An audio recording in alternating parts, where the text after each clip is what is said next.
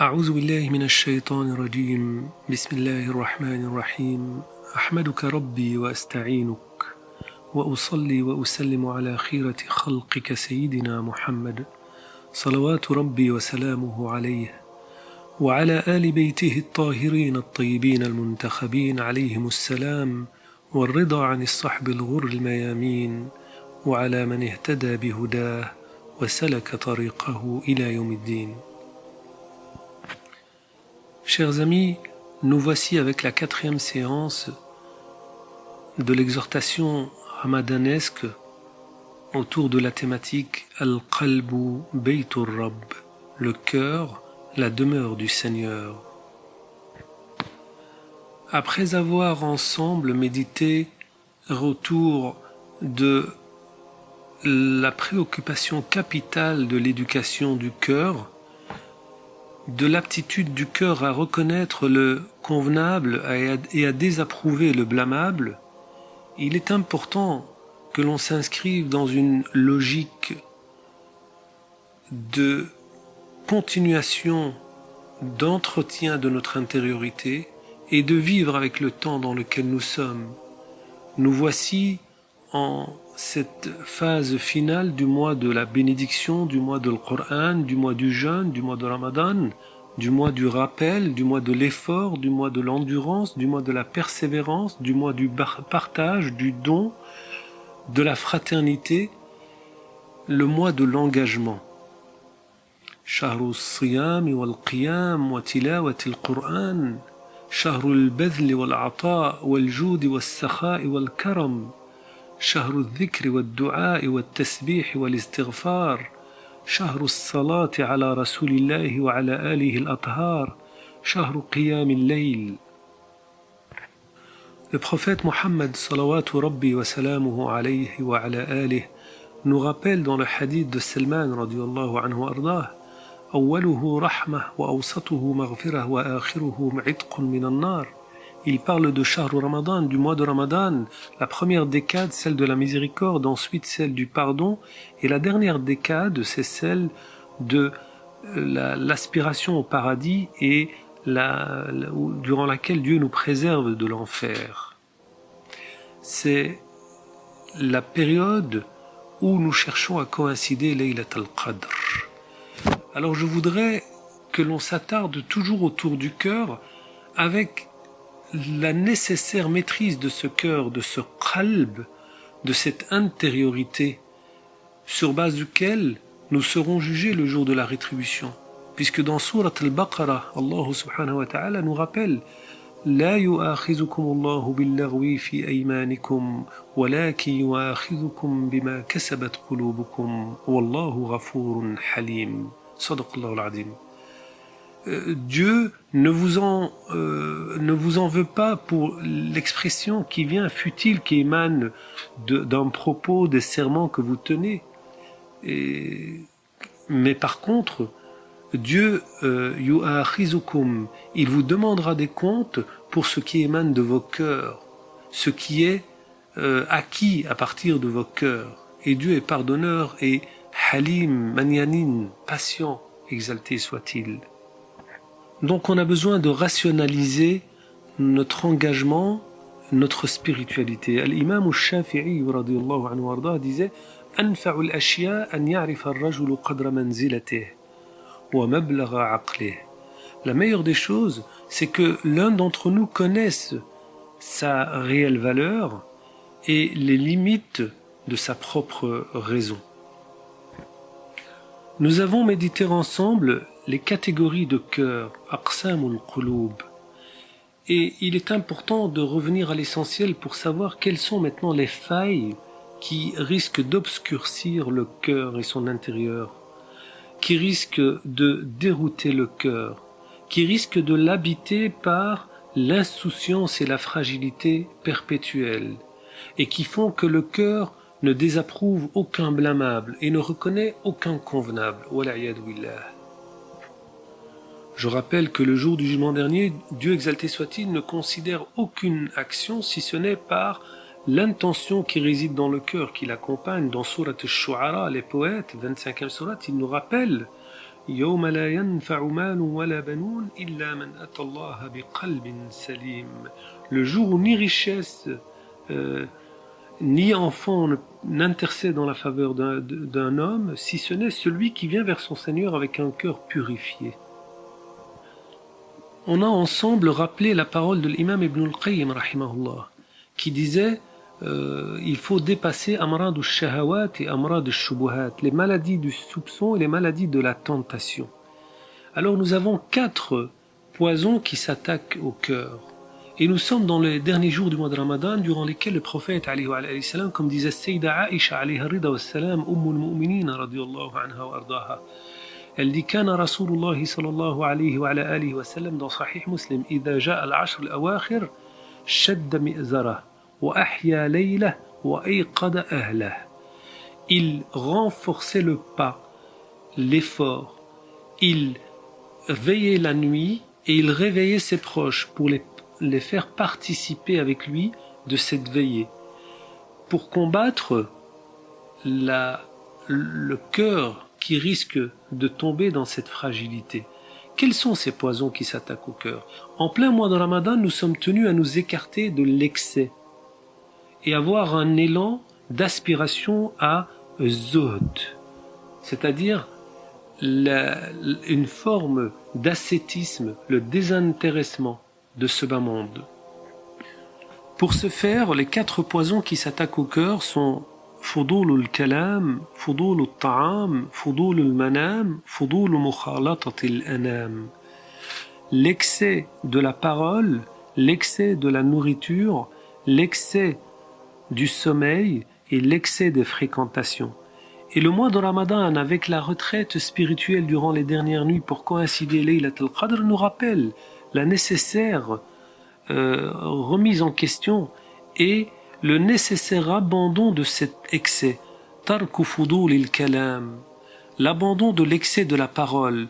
D'ailleurs, se préserver de la parole, c'est une forme de siyam, comme disait Maryam alayha salam, inni nadartu lirrahmani sawman falan ukallima al-yawma insiya. J'ai promis au Seigneur, exalté soit-il, au tout miséricordieux, une abstinence. Je n'adresserai la parole à quiconque aujourd'hui. S'abstenir de l'excès de la parole. ما يلفظ من قول إلا لديه رقيب عتيد. صدق الله العظيم. Dans sourate Qaf, tout propos qui est émis, il y a un scribe qui se préoccupe de le retranscrire. Et dans Sahih Muslim, le prophète alayhi wa sallam nous rappelle من كان يؤمن بالله واليوم الآخر فليقل خيرا أو ليصمت. Celui qui craint Dieu et le jour dernier, qu'il dise le bien ou qu'il se taise. L'abandon de l'excès de la parole. Outrepasser l'excès de la parole qui est futile, qui est vaine, par dhikr, al-dua, al-tasbih, al-istighfar, al-qira'at al-Qur'an, al-salatu ala rasulillah, al-salatu ala alihi al-athar alayhi salam, et ainsi de suite. Et dans le hadith, le prophète alayhi wa salam nous rappelle, selon Abdullah ibn Amr radiyallahu anhu warda, il disait لا تكثروا الكلام بغير ذكر الله فإن كثرة الكلام بغير ذكر الله تعالى قسوة القلب وإن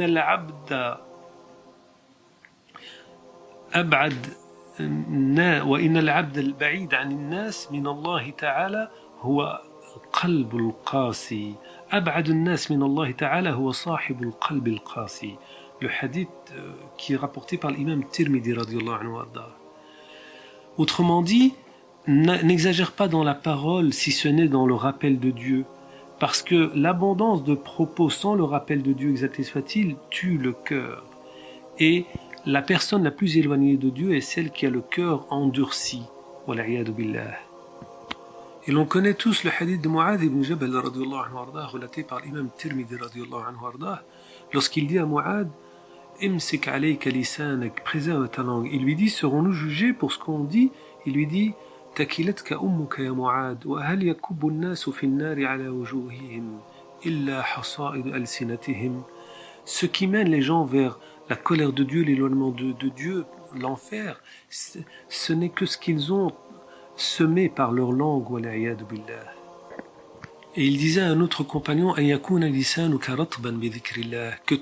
ta langue soit apaisée par le rappel de Dieu, exalté soit-il. Deuxième élément, tarku fudul al-ta'am, l'abandon de l'excès de la nourriture. C'est l'objectif du jeûne, de vivre avec un minimum de nourriture, de ne pas dépendre de l'excès de matériel, de savoir se maîtriser, de pouvoir se maîtriser, l'abandon, équilibrer son repas, un tiers pour la boisson, un tiers pour la nourriture et un tiers pour la respiration. Le Coran le Karim nous rappelle, Allah subhanahu wa ta'ala nous dit Kulu washrabu wa la tusrifu. Buvez et mangez et ne soyez pas dans l'excès, dans le gaspillage.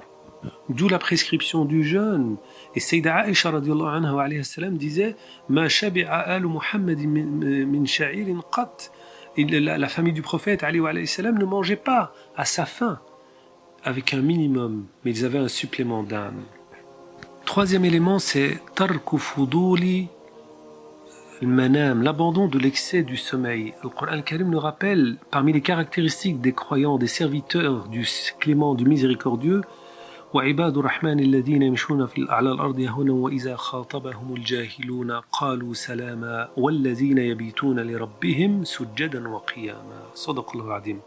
Parmi leurs caractéristiques, ces serviteurs du miséricordieux, lorsque l'ingrat leur adresse la parole, ils disent paix, le silence, le calme, l'harmonie.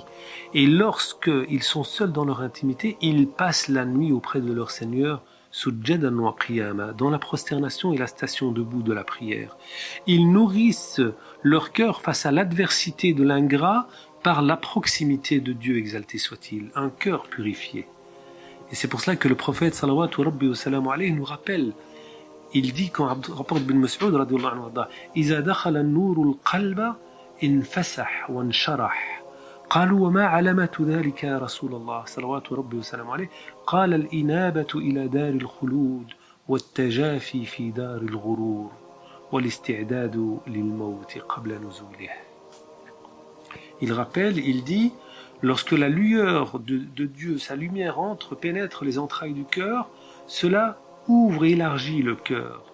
Quels en sont les signes, dit-on au prophète alayhi salam? Il dit, le fait de s'orienter vers la demeure de l'éternité et d'être désintéressé de ce monde de futilité et de se préparer à la rencontre, au jour de la rencontre de l'éternel, exalté soit-il. Et enfin, quatrième élément, quatrième poison du cœur, c'est al-mukhalata. Là, il faut, pour le purifier, tarku fuduli mukhalatati al-anam, l'abandon de l'excès des fréquentations. On apprend à revenir seul dans son intimité avec Dieu durant ces 10 dernières nuits, dans la lecture du Coran, muhasabatun nafs, la remise en question, l'introspection, revoir son passé, se réinterroger sur soi-même, se réajuster, se rééquilibrer, se retrouver avec son intériorité seul dans les ténèbres de l'obscurité de la nuit. Il y a la lueur de la lumière, de l'espérance en Dieu, exalté soit-il, et de sa proximité. Ainsi, on ne désespère pas de la proximité de Dieu. Ibn Ata'illah al-Sakandari, le grand maître soufi qui décède en 1309, disait dans le Hikam, les sagesses, Ar-Raja ma qaranahu amal, wa illa fahuwa umniya. L'espérance en Dieu, c'est ce qui est assisté par l'action, l'engagement. Sinon, ça devient un simple souhait.